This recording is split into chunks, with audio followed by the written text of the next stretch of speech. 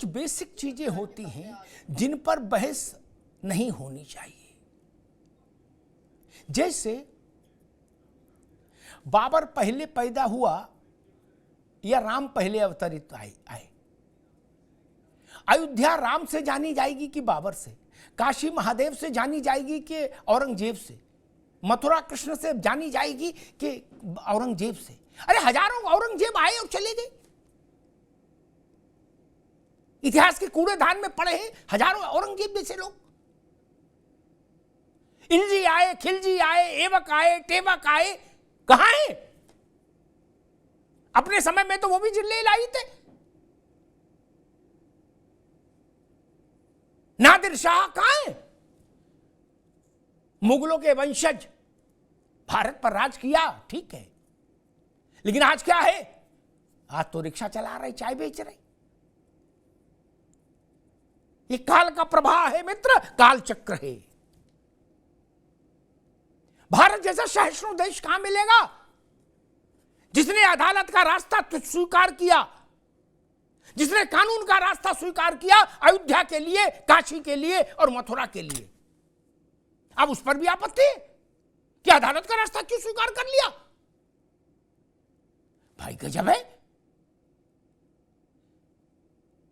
आपके पास आप जिले इलाही थे, जमीन सरकार राजा के अधीन होती है, यही कानून है, यही धार्मिक कानून है, यही साम्राज्यों के चलन के दौर में, राजशाही के दौर में यही कानून था। आप चाहते तो अशर्फी दे के भी खरीद सकते थे, 50 एकड़ में मस्जिद बनाते। ये मैं तो इतना इस पर चिंतन किया कि अयोध्या, मथुरा, काशी, काशी और मथुरा में देखिए आप पूरे भारत के जिले इलाही थे, वहां घुसा क्यों बनाई मस्जिद? जहां जलसा भी नहीं हो पाया ढंग से आपका, क्यों बनाई थी?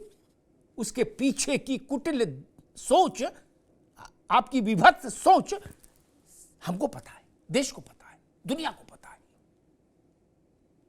आप भारत की छाती के मस्तक पर पांव रखना चाहते थे, आप भारत की आत्मा को रौंदना चाहते थे। भारत की आत्मा तो अजर अमर अविनाशी है मित्र, अजर अमर अविनाशी। यानी कितनी सभ्यताएं थी दुनिया में, मिट गई, खत्म हो गई। ना मिस्र की सभ्यता रही, ना ईरान की रही। भारत की सभ्यता खत्म नहीं हुई, इसीलिए अजर अमर अविनाशी है। मथुरा में क्या नया हो गया, क्या विचित्र हो गया? ओवैसी साहब को सुन रहा था, वो कह रहे थे ये मुसलमानों को अपमानित करने का काम हो रहा है। अदालत के जरिए कोई अपमानित सम्मानित होता है क्या?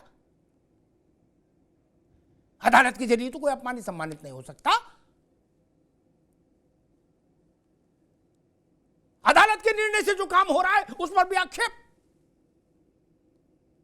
उस समय की सरकार ने, नरसिंह राव की सरकार के समय जो संसद थी उसका विजडम रहा होगा कि वर्शिप एक्ट लागू किया जाए। हो सकता है कल कोई ऐसी संसद आए जिसका विजडम कहे कि वर्शिप एक्ट बाहियात है, हटाओ उसको, ठीक है, हट जाएगा। हमारे दोस्त तलहा रशादी कह ही रहे थे कि कई कानून संसद ने हटा दिए। हाँ, वही तो मैं भी कह रहा था मित्र, काहे का झगड़ा है? कृषि कानून नहीं समझ में आया, कूड़े के दान में फेंक दिया। वर्शिप एक्ट भी हो सकता है ऐसा हो जाए 24 में। 370 का ताबीज गले में डालकर घूमने वाले लोग भारत के बदलते हुए मन और मिजाज से सबक नहीं सीखना चाहते। वो कहां है राजनीतिक लोग जिन्होंने 70 साल तक 370 का नाम लेकर कश्मीर को अलग रखने की साजिश की और अपनी दुकान चलाते रहे? अखरोट और छुआरा और काजू बादाम खाते रहे और घाटी को हिंदुस्तान से अलग रखने की साजिश करते रहे। कहां है आज वो? 4 आदमी नहीं खड़े उनके साथ कश्मीर में। ये स्थिति है। अब वो कहते थे 370 में आग लग जाएगी पूरे देश में, कहीं फुलझड़ी नहीं जली।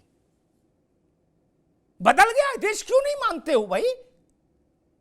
ना अड़ेंगे लड़ेंगे, खटोला यहीं बिछाएंगे। अब नहीं बिछता खटोला, भारत का मन बदल गया। और दूसरी बात मैं कांग्रेस के अपने मुन्ना खान भाई से कहूंगा, मेरे लिए ना इन मनोज पंडित की बात कही अंतिम सत्य, ना कांग्रेस की।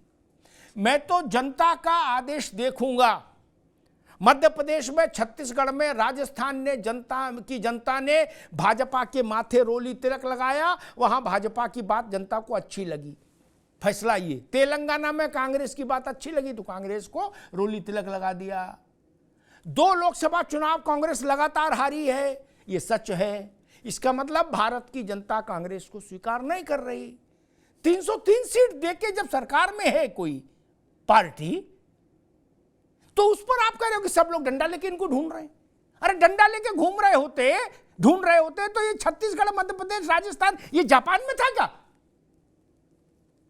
अरे आप ही पहुंच जाते डंडा लेके, हम तो करे मुन्ना खान भाई, आप ही इनके 2-4 सोटा बांध लगाते। आप भी नहीं गए, मारे डर के। अब तो सब मुख्यमंत्री ने शपथ भी ले ली। अच्छा मान लो जी हो जीत है, आप शपथ ही रोकने चले जाते, कहते जी इनने 5 साल कुछ नहीं किया, आप शपथ नहीं होने देंगे हम। नो, हम आ गए। ऐसा संभव है क्या? नहीं ना। केसीआर आपकी शपथ नहीं रोक पाए तेलंगाना में, तब वहां तो आपने कुछ अच्छा बुरा किया ही नहीं। जब से तेलंगाना बना तब से आप बात है ही नहीं। वहां तो केसीआर ने किया जो कुछ किया अच्छा बुरा, फिर भी आपको दिया ना चांस।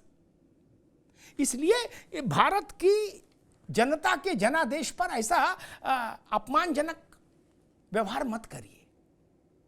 और ये ईवीएम का रोना छोड़ो महाराज, ये घिना गया है आरोप। क्या घिनाना होता, बोलते ना घिना गया, चीची हो गया क्या? अब इसमें जान नहीं बची क्या? ये मरा हुआ चूहा हो गया, जिंदा भी नहीं। ईवीएम कौन सुन रहा महाराज? एक सलाह मैंने दी थी जब पहली बार कांग्रेस ने और सारे दलों ने कहा कि ईवीएम में, तो मैंने एक सलाह दी थी, वो सलाह फिर दोहरा के बात समाप्त कर दूंगा। मैं कांग्रेस की बात में वजन तब मानता अगर वो तेलंगाना जीतने के बाद, मनोज पंडित जी, मुन्ना खान साहब दोनों का ध्यान चाहूंगा, अगर तेलंगाना जीतने के बाद खड़गे जी कहते कि ये अपवित्र ईवीएम से निकली जीत है, हम लोग तेलंगाना में विपक्ष में बैठेंगे, तो मैं मान लेता ईमानदार आदमी है, सही बात बोलते हैं। आप चुंगी की पार्षदी नहीं छोड़ रहे हो महाराज कहीं क्या? अगर जीत गए गलती से और करे ईवीएम गलत है, अरे छोड़ दो ना। 44 हैं, 40 हैं, जितने भी हैं लोकसभा में, इस्तीफा दे दो। चलो 6 महीने पहले दे दो इस्तीफा, वो भी नहीं दोगे। अच्छा चलो यही घोषणा कर दो कि अगला चुनाव नहीं लड़ेंगे, ईवीएम से होगा तो नहीं लड़ेंगे। नहीं, गांधी जी की पार्टी है, इतना बड़ा आदमी महात्मा गांधी, असहयोग आंदोलन, जो चीज सही नहीं है उसके खिलाफ खड़े हो जाते थे। आप ईवीएम के खिलाफ भी नहीं खड़े हो और ईवीएम से गठबंधन भी किए हो। बोल दो खड़गे जी को जाके कि हम 24 का चुनाव नहीं लड़ेंगे। बोले क्यों? बोले जब तक ईवीएम रहेगी, जब बैलेट आएगा तो कांग्रेस चुनाव लड़ेगी। बोल दीजिए, हम कम से कम मुन्ना खान को बुलाएंगे स्टूडियो और माला पहनाएंगे कि आप आदमी पायदार हैं, क्या आपका मयार है। बाकी गाल बजाना है, थितरई है, इससे कुछ होना नहीं। धन्यवाद।